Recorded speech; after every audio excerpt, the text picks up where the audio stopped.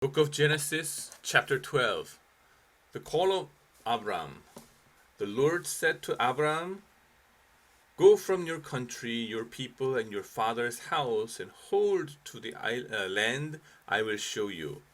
I will make you into a great nation. I will bless you. I will make your name great, and you will be a blessing. I will bless those who bless you, and whoever curses you I will curse. And all peoples on earth will be blessed through you." So Abram went as the Lord had told him, and Lot went with him. Abram was 75 years old when he set out from Haran. He took his wife Sarai, his nephew, Lot, all the possessions they had accumulated, and the people they had acquired in Haran, and they set out for the land of Canaan, and they arrived there. Abram traveled through the land as far as the site of the great tree of Moreh at Shechem. At that time the Canaanites were in the land. The Lord appeared to Abram and said, "To your offspring I will give this land." So he built an altar there to the Lord, who had appeared to him. From there he went on towards the hills east of Bethel and pitched his tent with Bethel on the west and Ai on the east. There he built an altar to the Lord and called on the name of the Lord. Then Abram set out and continued towards the Negev. Abram in Egypt.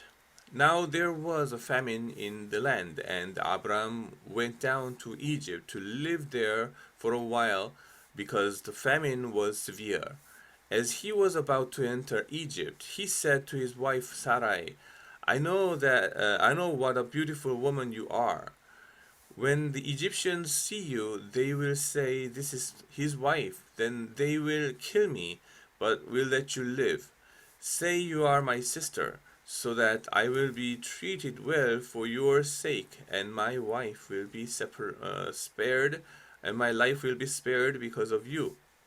When Abram came to Egypt, the Egyptians saw that Sarai was a very beautiful woman, and when Pharaoh's officials saw her, they praised her to Pharaoh, and she was taken into his palace.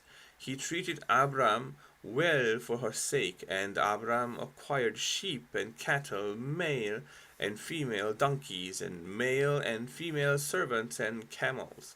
But the Lord inflicted serious disease on Pharaoh and his household because of Abram's wife Sarai.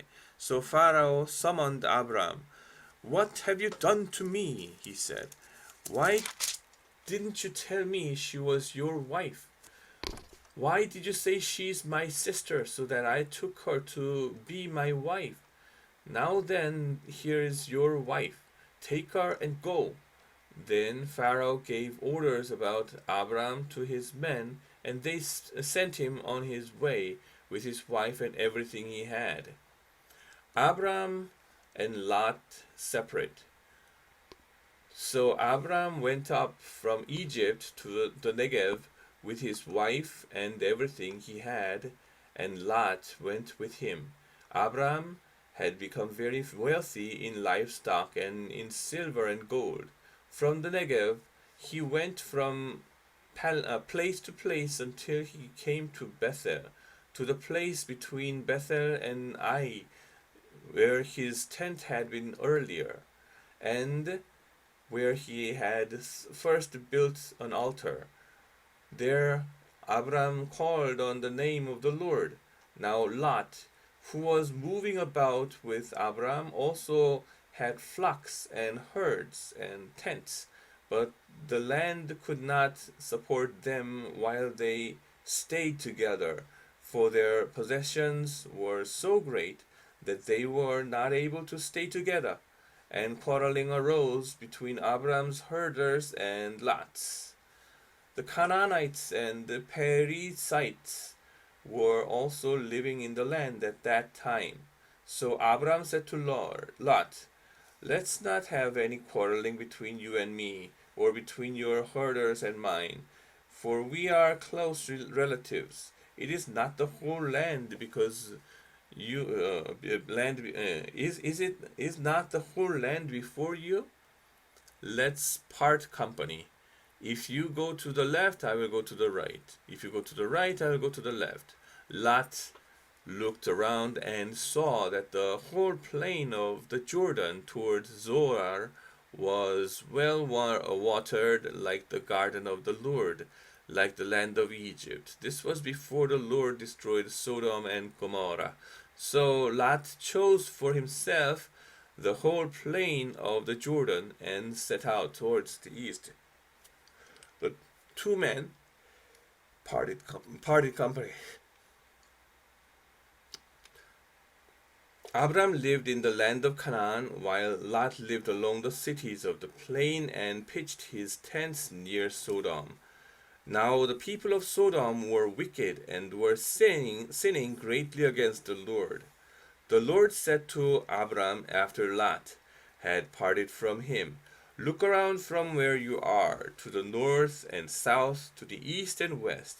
All the land that you see I will give to you and your offspring forever. I will make your offspring like the dust of the earth, so that if anyone could count the dust, then your offspring could be counted. Go, walk through the length and breadth of the land, for I am giving it to you. So Abram went to live near the great trees of Mamre at Hebron, where he pitched his tents. There he built an altar to the Lord. Chapter 14. Abram rescued Lot. At the time when Amraphel was king of Shinar, Arioch king of Elazar, Kedorlaomer king of Elam, and Tidal king of Goyim, these kings went to war against Bera king of Sodom, Bersha king of Gomorrah, Shinab king of Admah, Shemeber king of Zeboim, and the king of Bela, that is Zoar. All these latter kings joined forces in the valley of Sittim, that is the Dead Sea Valley. For 12 years they had been subject to Kedorlaomer, but in the 13th year they rebelled.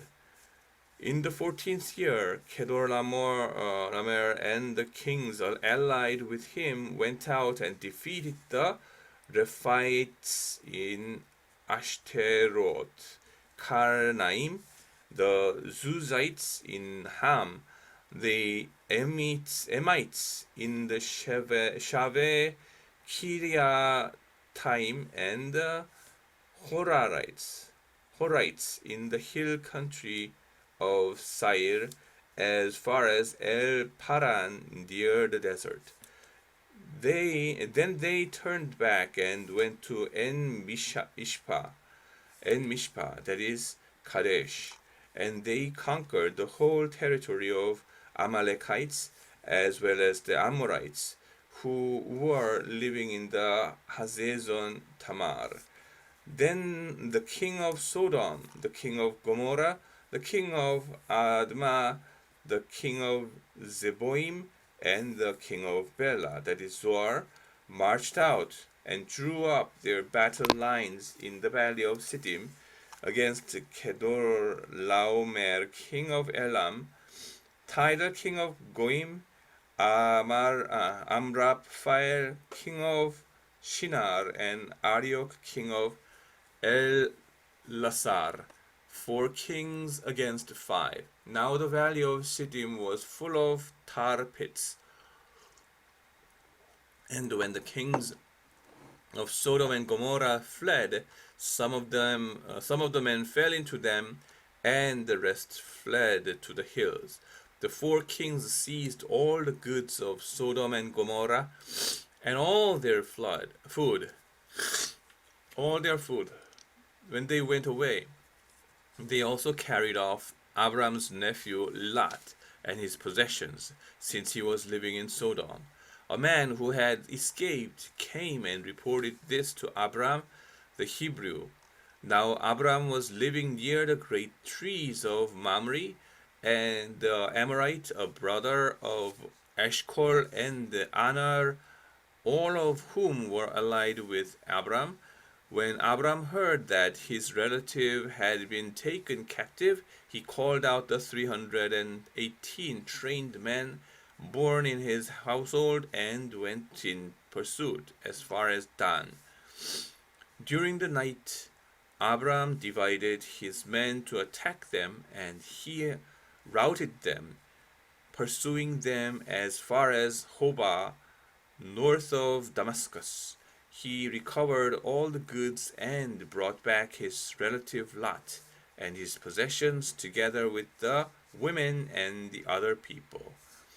After Abram returned from defeating Kedorlaomer and the kings allied with him, the king of Sodom came out to meet him in the valley of Shaveh, that is the king's valley.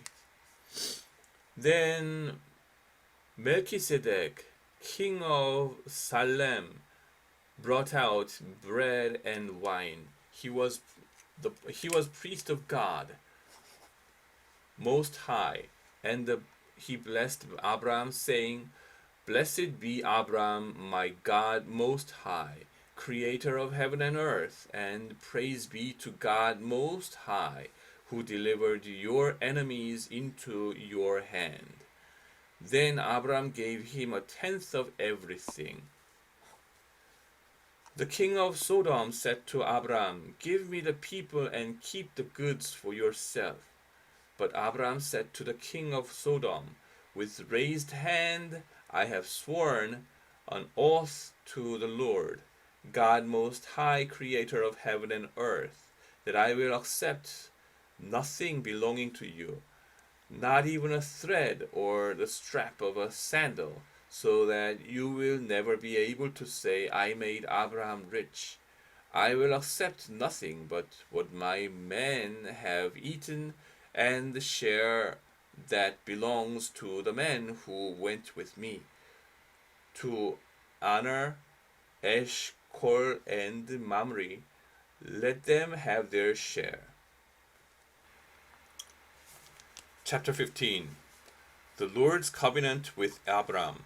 After this, the word of the Lord came to Abram in a vision.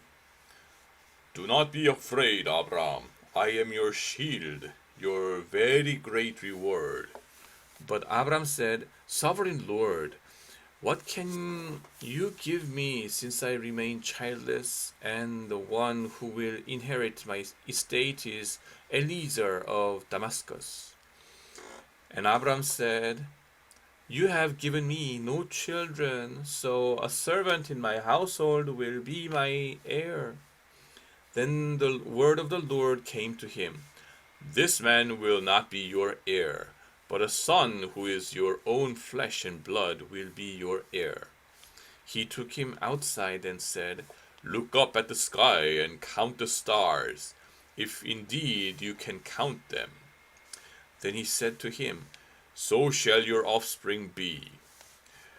Abram believed in the Lord, and he credited it to him as righteousness. He also said to him, "I am the Lord who brought you out of Ur of the Chaldeans to give you this land to take possession of it." But Abram said, "Sovereign Lord, how can I know that I will gain possession of it?" So the Lord said to him, "Bring me a heifer, a goat, and a ram, each 3 years old, along with a dove and a young pigeon." Abram brought all these to him, cut them in two, and arranged the halves opposite to each other. The birds, however, he did not cut in half. Then birds of prey came down on the carcasses, but Abram drove them away. As the sun was setting, Abram fell into a deep sleep, and a thick and dreadful darkness came over him. Then the Lord said to him, Know for certain that for 400 years your descendants will be strangers in a country not their own, and that they will be enslaved and mistreated there. But I will punish the nation they serve as slaves, and afterwards they will come out with great possessions. You, however, will go to your ancestors in peace and be buried at a good old age. In the 4th generation, your descendants will come back here, for the sin of the Amorites has not yet reached its full measure. When the sun had set and darkness had fallen, a smoking fire pot with a blazing torch appeared and passed between the pieces. On that day the Lord made a covenant with Abram and said, To your descendants I give this land from the Wadi of Egypt to the great river, the Euphrates, the land of the Kenites, Kenizzites, Kadmonites, Hittites, Perizzites, Rephites, Amorites, Canaanites, Girgashites, and Jebusites. Hagar and Ishmael. Now Sarai, Abram's wife, had borne him no children, but she had an Egyptian slave named Hagar. So she said to Abram, The Lord has kept me from having children, so sleep with my slave. Perhaps I can build a family through her. Abram agreed to what Sarai said. So after Abram had been living in Canaan 10 years, Sarai his wife took her Egyptian slave Hagar and gave her to her husband to be his wife. He slept with Hagar and she conceived.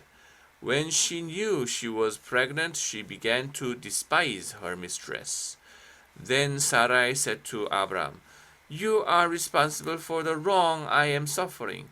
I put my slave in your arms, and now that she knows she is pregnant, she despises me.